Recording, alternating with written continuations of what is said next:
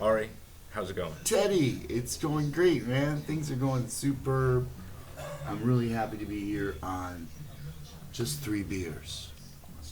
I'm happy to have you here. Thank you. Yeah, no, things have been just going great. We just got here from England. We were in Manchester, England last weekend, and wow, what an amazing event. Corey Taylor was there, and the sexy sax man from the Lost Boys, and the wonderful Danielle Harris, and Scout Taylor Compton, of course, from the Rob Zombie Halloween series, as well as, wow, there was just so many wonderful actors there.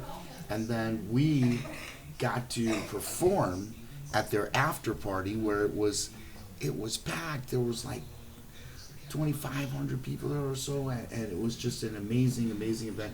And wow, it was thrilling for me. I was almost a little overwhelmed. I mean, at first, the sax man went out there. He does like this one-man show, but it's very audience participatory. So he had the audience just eating out of the palm of his hand. He was just, man, he was on fire, like he always is. And then he came in and was hanging with us, and then someone else went on stage, this kind of big, huge muscle guy, another big muscle guy, and he was like doing like hip hop, and then he started like bending hammers and doing all, and then so the audience is just going nuts. And now at this point, I'm just like, wow, man, I've got to really summon it up. I got to represent Jason. So they had a Jason cosplayer there. I was arranging that, but then this guy brings his fiance on stage and proposes to her. Oh, incredible. The crowd goes nuts. Now I'm like, You have to follow it. Exactly, and you can see. And Tim Capello, what a genius! He goes to me. He goes, because I admitted, I was a bit nervous, and he was like, "That's because you're an artist. If you weren't nervous, you'd be a hack." You could just see this guy, saying this. He said to me, because he's like, "I'm 67 years old, and look at the things I'm doing." And I'm like, "Wow, I just got like, it's what they call in the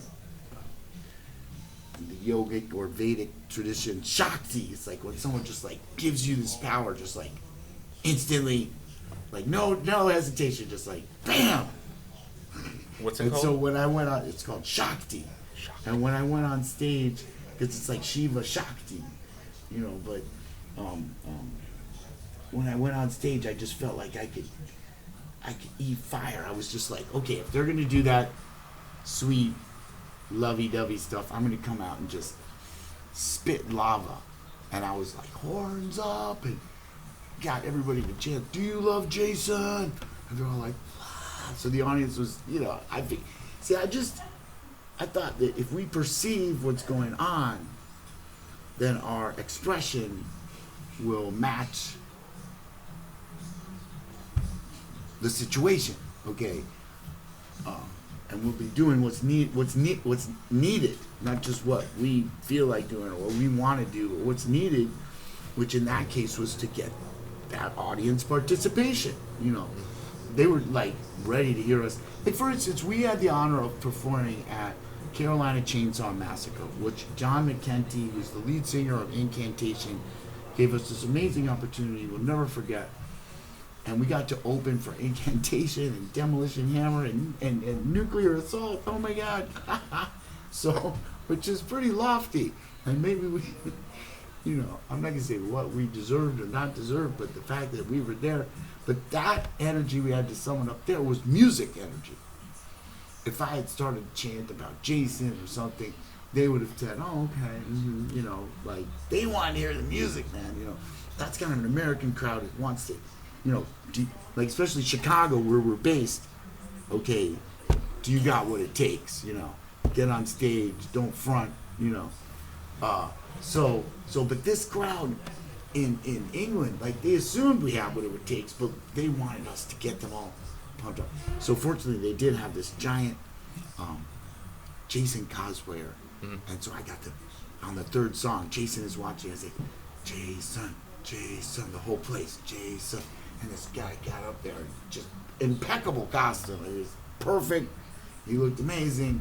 And from that point on, you know, they really liked the songs, and they were even singing because that's the thing with the English crowd, they want to sing back your lyrics, so they're singing Voorhees is the name, and Jason is watching, different song, also on the song Victim, I wanna be a victim, they're singing, but you know, I think most of all they just loved it when the Jason cosplayer, it was standing there, and then I did the toccata, the solo. They love that kind of theatrical stuff, which is really a part of what's going on. That's why I think more than anything, well, my friends Ice Nine Kills, they have been over there. They played in Nottingham recently. You know, maybe I can help them, or maybe I can somehow be instrumental in connecting these two events. I don't know. Either way, it would seem absolutely appropriate for them to be there. But it's that wonderful theatricality, which, you know, I love that. The thing is, like, if you were to compare First Jason to a band like Guar, okay, Guar, the theatricality is inherent in everything they're doing. They're masked, they're wearing costumes, amazing masks, amazing special effects, absolutely mesmerizing, exciting. First Jason, though, the whole concept is it would not make sense for me to wear a mask, because then you wouldn't know, is that actually me? Yeah. Because the whole idea here is that it is the person who played this role. And so the drama becomes not just,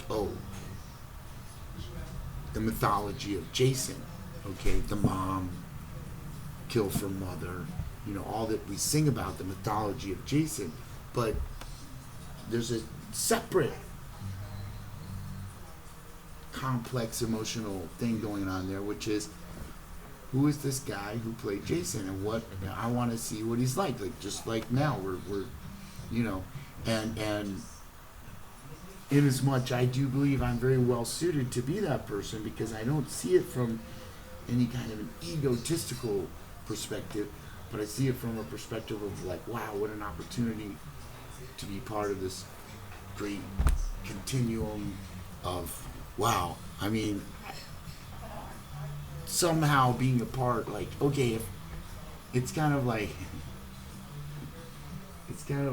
okay, you know, in Hindu mythology, you have the elephant god is Lord Ganesh, but he has this little mouse with him all the time.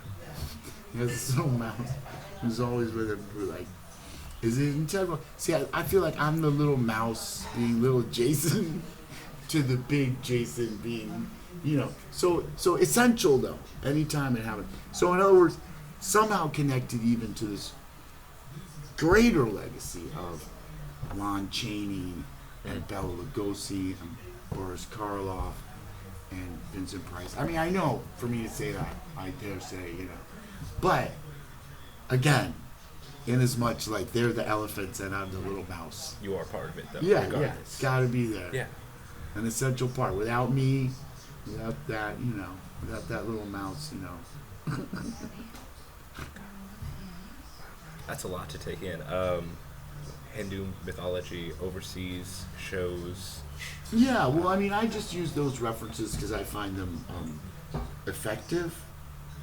And like here, you're looking at, this is one of Teddy can see on my left arm, my shoulder. There's a tattoo that's actually a yantra. This is a Shiva yantra. This represents Shiva, Lord Shiva, which is the energy, the absolute consciousness from which everything emanates and to which everything will dissipate. And I don't believe that consciousness, that's the consciousness with which we're experiencing this moment is not different consciousness, that we're sharing consciousness. Like we're in a big ocean of consciousness, and that your consciousness and my consciousness is actually the same as that consciousness. So that means that I don't really believe in the I as most people do. So the idea that I played Jason or such a thing, I don't know. I'm just personally blessed and wow, to be a part of this whole thing. And I think that enables me to just be open and understanding, and it's such an honor when you see, for instance, these very young people today, like even 5-year-olds and 10-year-olds, are relating to Jason Voorhees. Yeah. What is going on? It's this phenomenon. I have these little kids run up to me, Ari, I love Jason. And I say, but how do they know Jason? Have they seen the movie? No. But they know, and I say, but you know, I'm just the little, oh, that's my favorite one, The Boy in the Lake. What? I think it's from memes and TikTok and of course from the game, and just it's a cultural thing. Do you know that,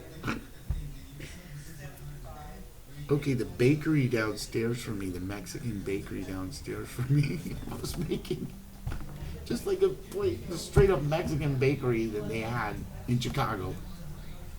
These cookies, they had Jason, Freddie, and Michael cookies this Halloween, which blew me away, man. Because it's like now all of a sudden I realize it's part of the culture. Yeah. So it's far beyond anything. So for me to be able to participate in something that's so universal is just wow, just such an opportunity for growth and.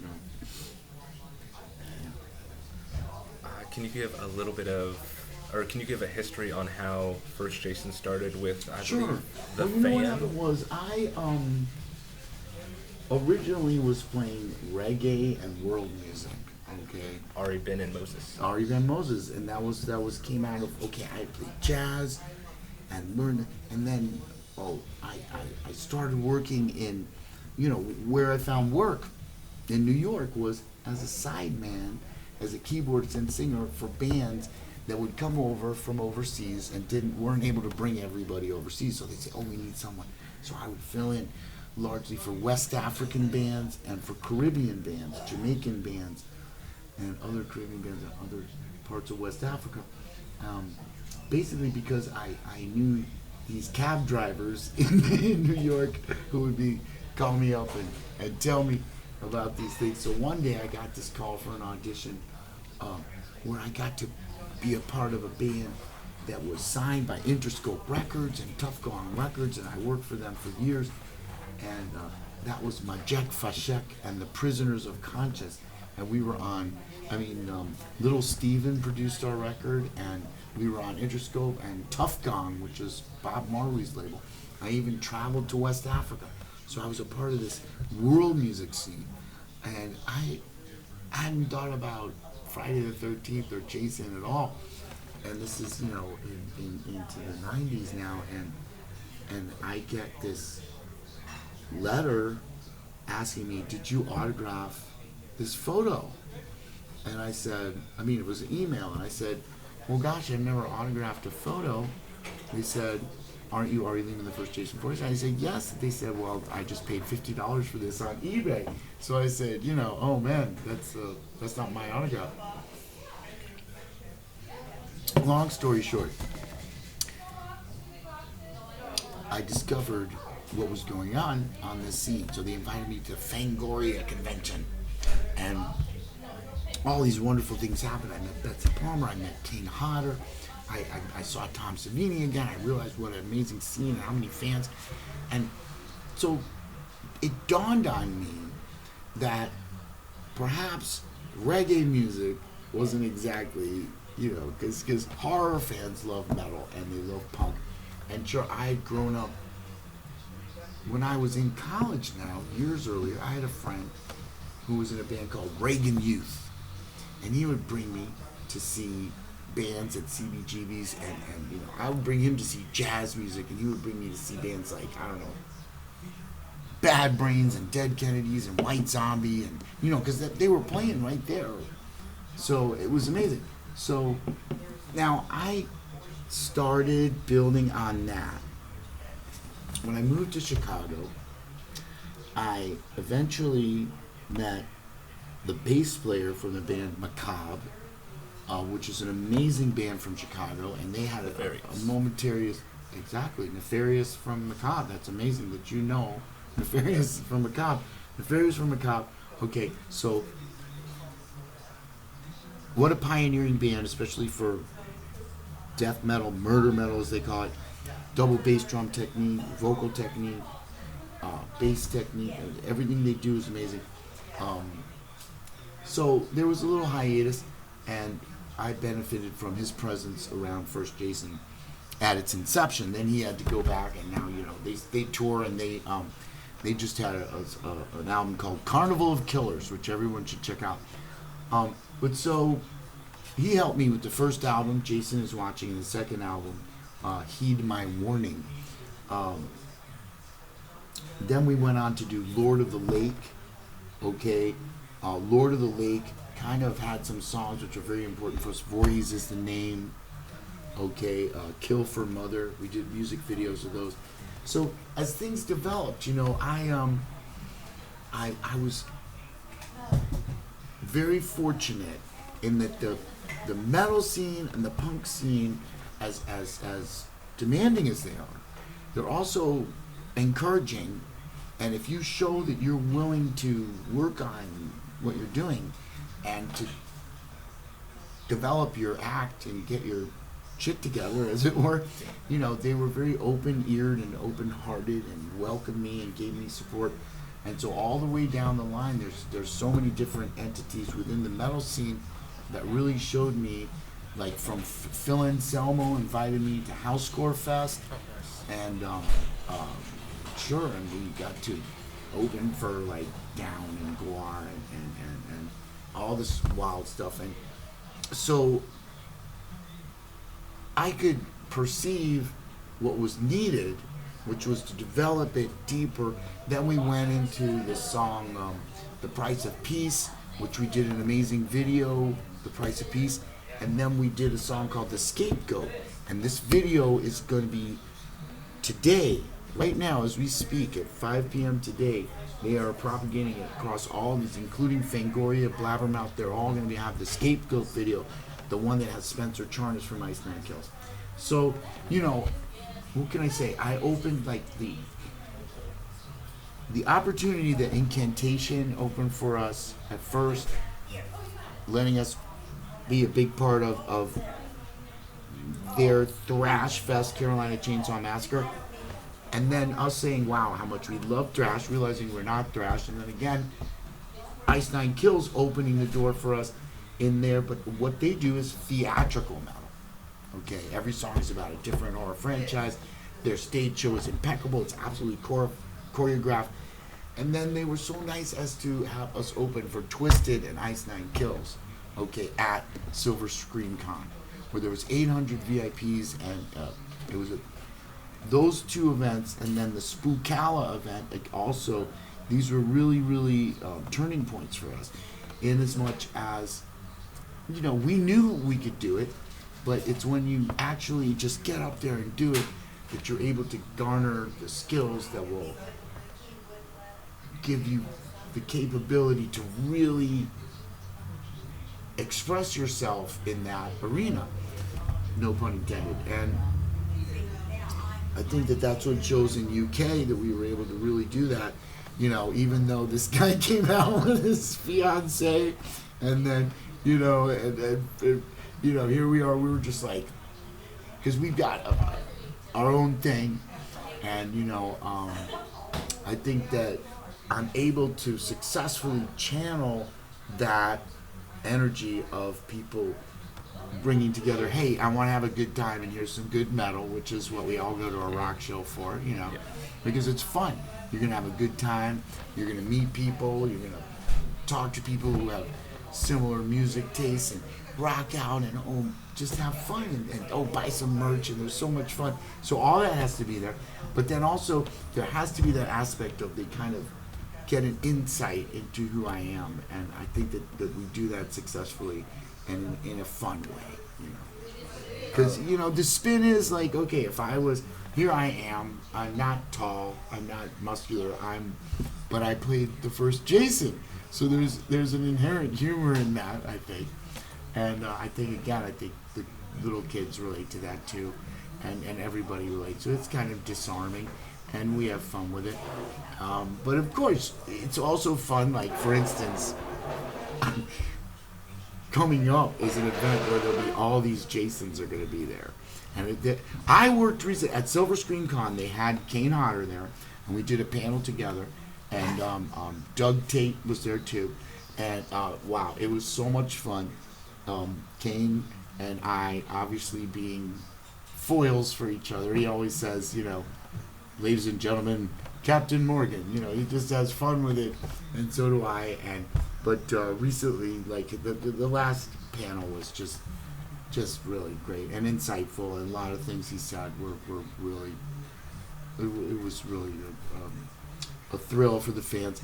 And so the next one is happening in Michigan. It's Grand Rapids.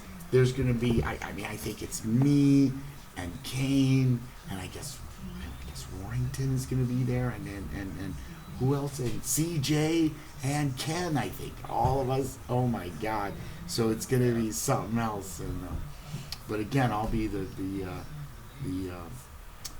mascot, little Jason.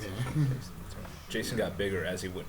Yes. Went, movie by movie. There He just you got go. slowly better. Well, ultimately, I'd say so because Derek is huge and Ken Kersinger is probably. I think Ken is really the biggest when you think about it. Is he? I don't know. Oh, I'm not sure. I'm not measuring, but I will say this. They always talk about the kill count and who did the most kills. How many kills? And I say, kill count 0 because I didn't kill anyone. No, but you got her good though. I got her good, but she wakes up in the hospital. And originally, the story with that is that scene was not in the script. Friday the 13th was wrapped in August of 1979 with only the scene of the flashback where I'm drowning. That was it. I went home thinking, oh, I'm a kid who drowns in a movie. This sucks. They called me back in October. And he said, oh, we need you to come back. I said, I'm dead. What do you mean? I can't come back. He said, no, you get your revenge. But when I got there, what revenge did I get? He said, here's the script. It says Alice's dream. So I freaked out. I said, you said I get my revenge. And Savini took me aside. He said, Ari, don't bother the director. And I said, well, what's the story? And he said, well, if you were a ghost in a dream, you would believe that you are real. That's exactly what he said. So that leaves it up to many things. But in my opinion, my interpretation, of course, was that Jason is real. It's not any kind of fictitious thing. It's something that actually happened. How it happened has to be explained. But Jason is not a dream like Freddy. And Jason, it's not because of some psychological thing with Dr. Loomis and all that. You can't put Jason Voorhees on a therapist's couch. It's a force of nature. How did he become unkillable? How did he survive? Where was he all that time, or what happened? That has to be explained. But in my opinion, when he saw his mother's decapitated body, he knew that Alice had done it, and so he pulled Alice in the water. What happened after that, But, there you go. And I've explained many times how that scene happened. I don't know if you want to. With the blood in the water and the actual filming of the scene. Yes. With you be the director. Yes. And so you've heard that scene. Yes, sir. Yeah, you've heard that. I don't want to be redundant, but it was very insightful of Sean Cunningham to trust me with that. And as I've stated, I think that he didn't know, he didn't know specifically exactly what was going to happen. But when he saw the violence and brutality with which I came out of the water, he said, well, that's what we're going with, because, that's what he had. That was the shot he had. And so they went with that. So was that initially the intention for little Jason to be that brutal? He didn't tell me, be brutal. He didn't tell me, attack Adrian. It was me, underwater, little boy, thinking, bitch killed my mom. Fuck this. And I Get her. That's right, baby. When it comes to lyrics, initially, there was more Jason focused lyrics on the first two EPs, but with the third one, and Scapegoat, Price of Peace, you seem to move a little bit away from Jason. Well, I'd say it was a more philosophical moment there. Those, of course, were written during the quarantine, both those songs, and we were trying to look at different things, but and love that, and particularly the Scapegoat has a mythological theme that comes out of the Bible, really. But now, that said, we've now returned to form because the latest song that we were working, because those songs are like 2 years old. So I'm sure you're happy to learn, we're working on a new album, and that the two new songs that we're working on, one of them is directly from Friday, the actual words that Mama Voorhees says. We're going to play that tonight. The actual words that Mama Voorhees says. The song is called "Look What You Did." Oh, nice. So it says, "Look what you did." It says, you never paid any attention. Easier for you than it is for Jason. Yeah. An amazing scene, by the way. Yeah. Yeah. And I used that exact scene, and we play that in the song. So I don't think you could get any more close to the bone. What I thought was, well, I've gone so philosophical, I can't go any more philosophical. So I'll just come back to form and do a song. And what would be more appropriate than using the actual words that my dear friend Betsy Palmer said in Friday the 13th. So that's a song called "Look What You Did," and wait till you see the video for that one. Oh my God, it's gonna go like the new video for the Scapegoat is filmed in a church that's now a nightclub. So it's like there's this amazing sunlight coming through this stained glass. Okay, so it evokes a very spiritual sort of vibe. Well, let me say the video for "Look What You Did" is going to be much more earthy, and it's going to take a much more almost sexual kind of vibe, but I don't want to really elaborate on that, but I think people are going to like both of them. Everyone's loving the Scapegoat video, that's for sure, and then I think they'll really love the "Look What You Did" video. Ari, I have one more question. It's about Betsy Palmer, and she was a jokester. Yeah. Do you want to share perhaps a joke? Oh my God, she was so funny, man. The thing that people don't understand about Betsy is she was well, first of all, she had the same birth date as my mom, November 1st. So Scorpios have that wonderful way of bringing out the best in people, and she would have these little parties at the horror convention, and I would bring her flowers and treats and stuff, and yeah, she would tell us, "Oh, please move the furniture. I don't like the furniture here." And she would come downstairs and do these events, and I would be all dressed in my metal gear, and she would have her little sweater on, and then she'd just start making penis jokes, just like, boom, like talking about how cold the water was and this and that, and just having people laughing about everything. I mean, anything.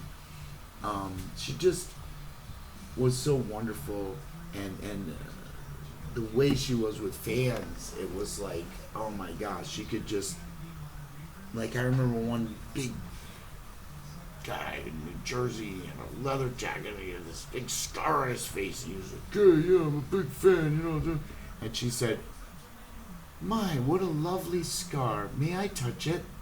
And she reaches out and touches his scar on his face, and it was one of these moments I was like, and this guy just melted. He was just like eating out of the palm of her hand. And she just was an amazing person. And yeah, so we would have these parties up there, and she often said to me, "Ari, pass the joint. It's not a microphone." Yeah. So there you go. That's awesome. She got me talking, and she really took my my side many times, and she just was a wonderful person. But I got to check on the band now because we got to go on stage. I think they got some food for us and all these good things. But I think everybody should check out Just Three Beers. Please check in, and I think there's going to be an Eddie Machete interview. That's right. So check Shredder. him out too. That's right. Awesome. Ari, thank you so much. Thank you, Teddy. Awesome. Appreciate you.